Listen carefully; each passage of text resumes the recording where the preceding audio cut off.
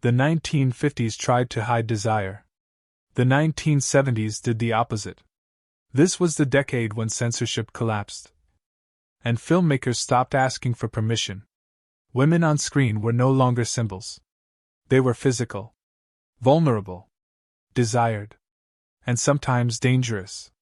Many of these films shocked audiences, divided critics, and permanently changed cinema. Some were banned. Some were attacked. Some were nearly erased. And today, many of them are quietly available again. Free, uncut, and legal. These are the boldest and most provocative films of the 1970s. Number 15. The Last Picture Show, 1971. At first glance, The Last Picture Show doesn't feel provocative. It's quiet, black and white, almost restrained. But what unsettled audiences in the early 1970s wasn't what the film showed. It was what it refused to hide. Women in this film are not idealized. They are lonely, sexually aware, emotionally exposed. Their relationships are not romanticized. They are transactional, messy, often disappointing. In earlier decades, female desire had to lead somewhere safe. Marriage, redemption, punishment. Here, it leads nowhere. The film allows women to want without promising fulfillment, to give themselves without being transformed by it. That honesty felt brutal at the time. Critics praised the realism. Audiences felt uncomfortable but couldn't look away. What made the film dangerous was not nudity. It was emotional nakedness. The idea that intimacy could exist without meaning, and that women could experience it without illusion, marked a clear break from the past. Number 14, Klute, 1971. Klute arrived disguised as a thriller, a mystery, a crime story. But the film is really about a woman who understands the system she lives in and uses it to survive. Jane Fonda's character is not framed as innocent or corrupted. She is observant, self-aware, and painfully honest about her relationship with desire. Sex here is not romantic. It is work, performance, protection. For audiences still adjusting to the collapse of old moral codes, this was unsettling. Female sexuality was no longer symbolic. It was practical. The film does not punish her for this awareness. It does not redeem her either. It simply allows her to exist. That neutrality was shocking. Censorship had trained viewers to expect judgment. Klute refuses to provide it. Instead, it presents desire as something shaped by power, fear, and necessity, not morality. Even today, the film feels uncomfortably honest. Number 13, Carnal Knowledge, 1971. Few films of the decade were attacked as fiercely as Carnal Knowledge. Not because it was graphic, but because it was blunt. The film strips sex of romance entirely. Relationships are presented as cycles of desire, control, and disappointment. Women are not mysterious prizes. They are participants, often paying the emotional cost. At the time, this was considered deeply cynical. Many critics called it cold. Some called it immoral. But what truly disturbed audiences was recognition. The film suggested that sexual freedom did not automatically lead to happiness. That liberation could still be cruel. And that women often bore the consequences of men's disillusionment. There is no lesson, no resolution, no moral frame, just observation. That refusal to soften reality made the film dangerous. It didn't shock through excess. It shocked through clarity. Number 12, Don't Look Now, 1973. When Don't Look Now was released, it confused audiences. Some thought it was a horror film. Others believed it was a psychological drama. Many didn't know how to categorize it at all. But what made the film truly controversial had nothing to do with its genre. It was intimacy. The love scene at the center of the film didn't follow cinematic rules. It wasn't idealized. It wasn't staged as fantasy. It felt intrusive. Instead of presenting sex as spectacle, the film treated it as something private. Something the audience wasn't supposed to witness. And that made viewers deeply uncomfortable. In earlier decades, intimacy was choreographed to reassure. Lighting softened bodies. Editing protected modesty. Music guided emotion. Don't Look Now removed those safeguards. The scene is fragmented. Disorienting. Almost clinical. Clothes are removed not to seduce, but to expose vulnerability. The woman on screen is not performing desire. She is inhabiting it. At the time, many critics called the scene excessive. Others accused the film of exploitation. But what disturbed audiences most was realism. There was no illusion of control. No cinematic distance.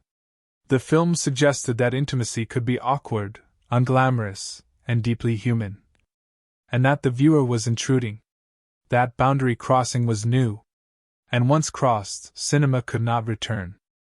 Number 11, Straw Dogs, 1971. Straw Dogs was never meant to be comfortable. Even by 1970 standards, it was aggressive, confrontational, and deliberately destabilizing. At its center is a woman caught between worlds. Between desire and expectation. Between autonomy and ownership. The film refuses to tell the audience how to feel about her. It presents her sexuality without guidance. This was dangerous. Previous decades demanded clarity. A woman was either innocent or corrupt, victim or temptress. Straw Dogs dismantles that structure. The female character exists in contradiction. Her reactions are ambiguous. Her desires are unresolved. This ambiguity outraged audiences.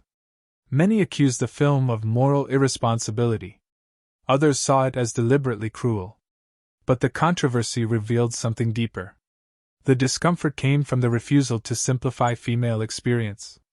The film suggested that desire, fear, attraction, and trauma could coexist. Without explanation. That complexity was unacceptable to many viewers. Censorship boards struggled with the film because it didn't offer a moral frame. It didn't reassure. It didn't condemn. It observed. And in the 1970s, observation itself had become threatening. Number 10, Shampoo, 1975. By the mid-1970s, sexual freedom had become a selling point. Shampoo arrived pretending to be a comedy. Light, playful, irreverent. But beneath its surface, the film is deeply cynical. Sex is everywhere. And intimacy is nowhere. Women in the film are not hidden. They are desired openly. Touched casually. Moved through quickly. What shocked audiences wasn't nudity or suggestion. It was exhaustion. The film portrays sexual liberation as a cycle without fulfillment. Partners change, but patterns remain. Female characters are given freedom, but little power. They are not punished for desire, but neither are they protected by it. This was new. Earlier films framed sexual openness as either corruption or fantasy. Shampoo framed it as routine. Desire becomes transactional. Connection becomes optional. For many viewers, this was unsettling. The film suggested that liberation alone was not enough. That freedom without reflection could be hollow. Women were no longer symbols of temptation or morality. They were participants in a system that consumed everyone equally and satisfied no one. That quiet disillusionment marked a turning point in 1970s cinema. Number 9. Looking for Mr. Goodbar, 1977. By the late 1970s, cinema had stopped pretending that sexual freedom was harmless. Looking for Mr. Goodbar was not marketed as a provocation. It arrived as a drama, a character study. But what it presented felt like a warning. Without offering protection. The film follows a woman who refuses to anchor her identity in safety. She seeks connection through sex. Not because she is lost, but because she is searching. What unsettled audiences was not her behavior, but the film's refusal to intervene. There is no guiding voice. No reassurance. No correction. Her desire is not framed as rebellion. It is framed as need. The film does not ask the audience to admire her choices. It does not ask them to condemn them either. It simply watches. This neutrality disturbed viewers who still expected cinema to guide morality. Sex here is not empowering. But it is not punished immediately. It unfolds gradually, quietly, until consequence becomes unavoidable. The discomfort comes from recognition. The film suggests that freedom without structure can become isolation. And that desire, when unexamined, can turn inward. In the context of the 1970s, this felt brutally honest. Number 8. A Clockwork Orange, 1971. Few films of the decade attack the audience as directly as A Clockwork Orange. Sex in this film is not intimate. It is violent, performative, dehumanized. Women are not presented as objects of desire. They are instruments of power. This inversion shocked audiences. Earlier films used sexuality to soften violence. Here, sexuality amplifies it. The female body becomes part of the assault. Not erotic, but transactional. What disturbed censorship boards was not nudity. It was intent. The film refused to separate pleasure from cruelty. It suggested that culture itself could aestheticize harm. Women on screen were stripped of narrative safety. They were present, exposed, and unprotected. For many viewers, this crossed a line. But the film's power came from its refusal to offer escape. It did not reassure audiences that they were better than what they were watching. It implicated them.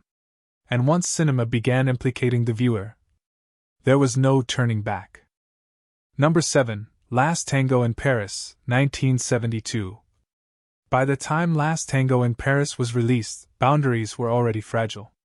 This film shattered them completely. It removed context. It removed romance. It removed justification. What remained was intimacy without permission. The relationship at the center of the film is not aspirational. It is raw, anonymous, emotionally violent. The woman is not seduced. She is pulled into a space with no rules and no protection. Audiences were not prepared for this. Sex was no longer coded.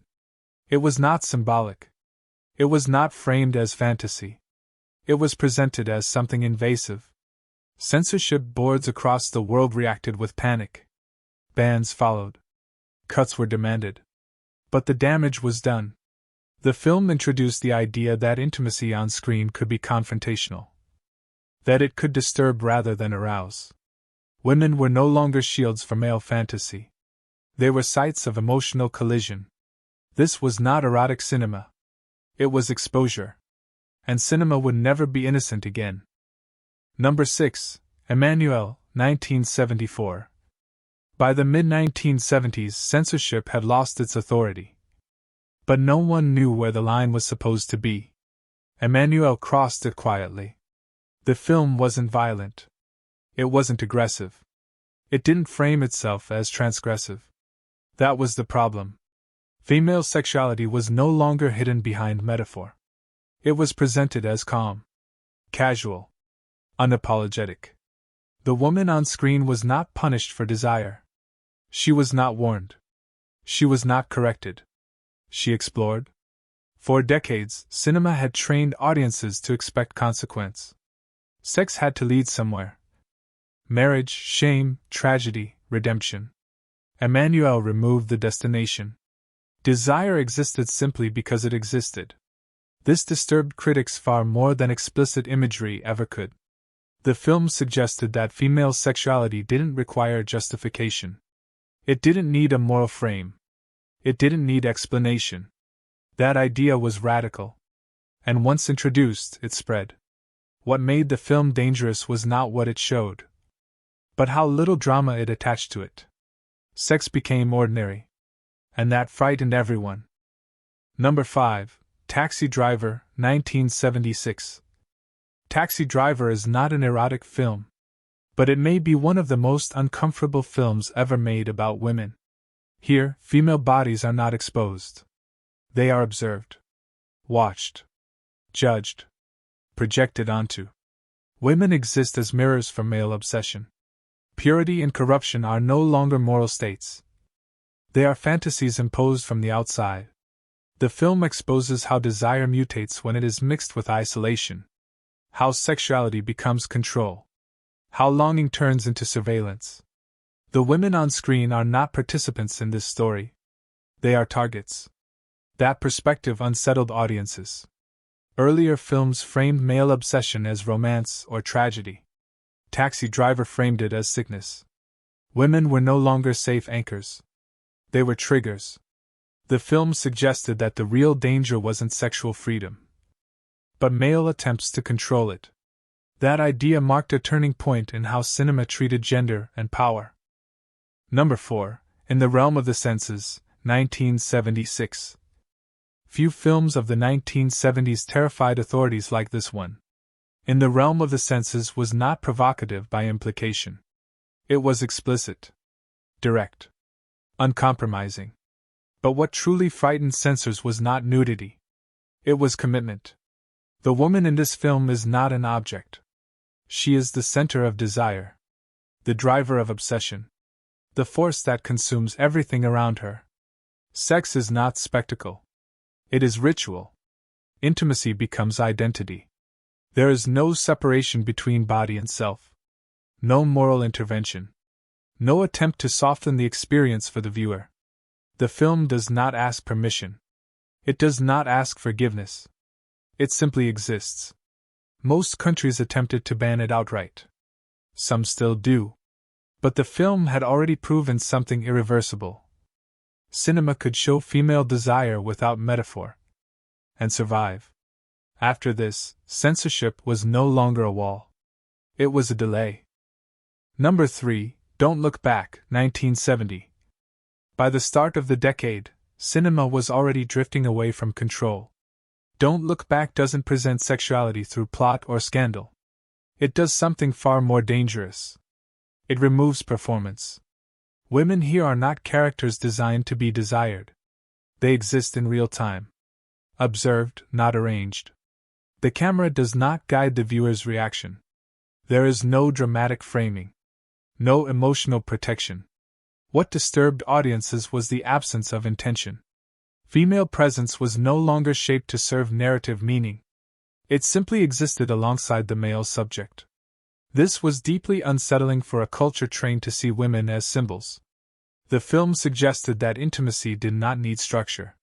That proximity itself could be revealing. Cinema had rarely allowed this level of unfiltered access. And once allowed, the illusion of control was gone.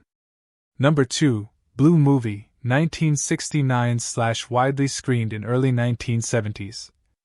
By the early 1970s, the line between art cinema and forbidden material had collapsed. Blue Movie wasn't subtle. It wasn't metaphorical. It was calm, explicit, and completely uninterested in justification. What made the film revolutionary was not shock. It was tone. Sex was presented without shame, without drama, without narrative consequence. The woman on screen was not seduced, punished, or redeemed. She participated. This neutrality terrified censorship boards. For decades, authorities had relied on framing to maintain control. As long as sex was punished or moralized, it could be tolerated. Blue Movie removed that mechanism entirely. There was nothing to censor without admitting fear. The film proved that once the rules disappeared, there was no clean way to restore them. Number 1, Last Tango in Paris, 1972. No film defines the collapse of cinematic restraint more clearly than this one. Last Tango in Paris was not controversial because of nudity. It was controversial because it removed distance. The woman in this film is not protected by fantasy. She is exposed emotionally, physically, psychologically. Intimacy is not romantic. It is invasive. The film does not guide the audience toward pleasure or condemnation. It leaves them suspended in discomfort. That was unprecedented. Censorship boards reacted violently. Bans were issued. Cuts demanded. Legal cases followed. But the impact was irreversible. The film demonstrated that cinema could confront intimacy without metaphor, and that audiences could survive the experience. Women on screen were no longer safe representations. They were sites of collision. After this, cinema could not return to innocence. The 1970s did not just expand freedom. They erased the illusion that control was ever possible. The 1970s didn't refine cinema. They broke it open. What followed was not freedom, but responsibility. And once audiences had seen this much, there was no forgetting it.